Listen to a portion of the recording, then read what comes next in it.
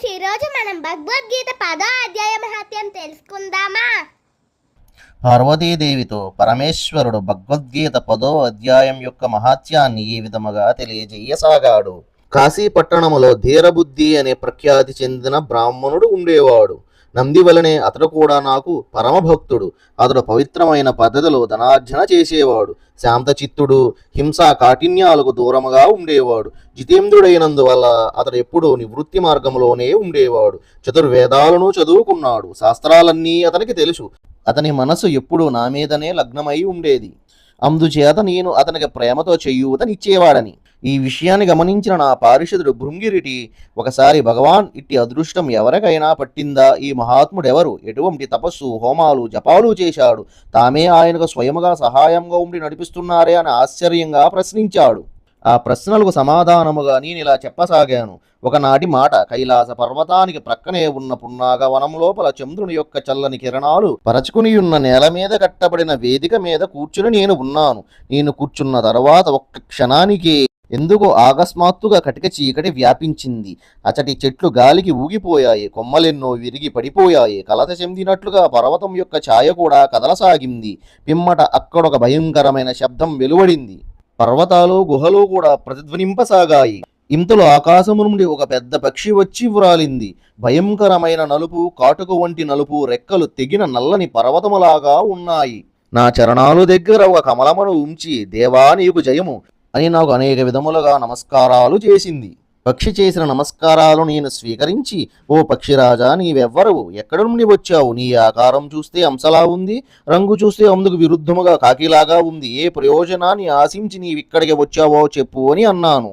అంతట పక్షి, పరమేశ్వర, నేను బ్రహ్మదేవుని హంసను. అయితే నా శరీరానికి నలుపు రంగు వచ్చిన సంగతి చెబుతాను విను.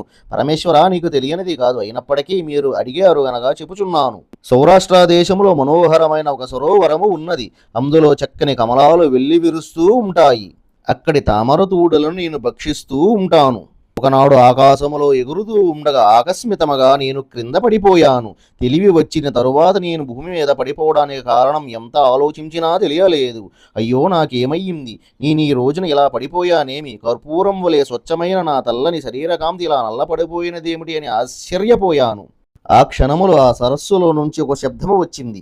హంస, నీ పాపానికి నేను కారణం చెబుతాను అని. అందులోంచి ఒక పంచకమల శ్రీరూపం బయటపడింది. ఓ హంస, నీవు ఆకాశ మార్గములో నన్ను దాటుకుని వెళ్ళిపోయావు. ఆ పాప పరిణామమే నిన్ను భూమి మీద పడవేసింది. అందుకే నీ శరీరం రంగు మారిపోవడం కూడా జరిగింది. అయితే నీవు పడిపోయిన తరువాత నాకే జాలి కలిగింది. నేనిప్పుడు మధ్యమ కమలం ద్వారా మాట్లాడుతున్నాను. ఆ సమయములో నా ముఖం నుండి వెలువడిన సుగంధాన్ని పీల్చి 60,000 తుమ్మెదలు స్వర్గాన్ని చేరుకున్నాయి. పక్షిరాజా, నాకిటువంటి ప్రభావం ఎలా వచ్చిందో చెబుతాను విను. ఈ జన్మకు 3 జన్మల వెనుక నేను భూలోకములో ఒక బ్రాహ్మణ కన్యగా పుట్టాను. అప్పుడు నా పేరు సరోజవదన. నాకు వివాహమయ్యింది. గురుజనుల సేవ చేసుకుంటూ పాతివ్రత్యమే పరమావధిగా కాలం గడుపుచున్నాను.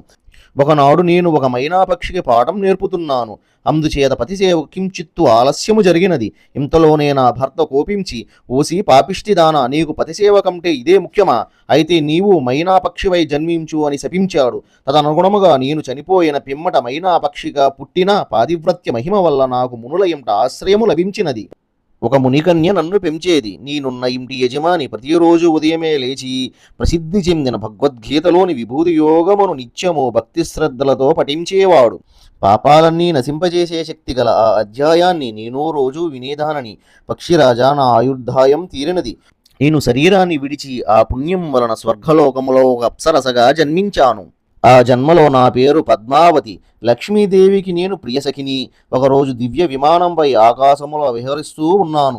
అందమైన పద్మాలతో నిండిన మనోహరమైన ఈ సరస్సుపై నా దృష్టి పడినది. వెంటనే జలక్రీడలు ప్రారంభించాను. ఇంతలో దుర్వాస మహర్షి వచ్చాడు. వస్త్రవిహీనమైన నన్ను చూచాడు. నాకు భయం వేసింది.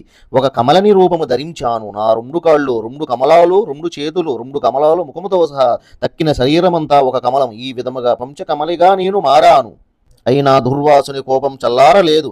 ఆయన మండిపడుతూ, పాపాత్మురాల, నీవు 100 సంవత్సరాల వరకు ఇలాగే పడి ఉండు అని శపించి క్షణములో అంతర్ధానమయ్యాడు. నేను కమలినైన భగవద్గీత 10వ అధ్యాయం యొక్క మహత్యం వలన నా వాక్కునకు హాని ఏర్పడలేదు. అట్టి పంచకమలినైన నిన్ను దాటిపోవడము చేతనే నీవు ఈ రకముగా పడిపోయావు అని నాకు చెప్పినది. పక్షిరాజా, దుర్వాసుని శాపవధి అంటే 100 సంవత్సరాల కాలం గడిచిపోయింది. నేను పఠించే ఆ ఉత్తమ అధ్యాయాన్ని నీవు కూడా విను.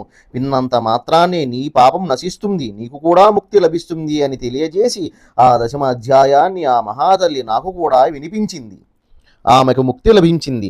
ఆమె నాకిచ్చిన కమలమే పరమేశ్వర, నీ పాదాల చెంత నేను ఉంచాను అని తెలియజేసింది.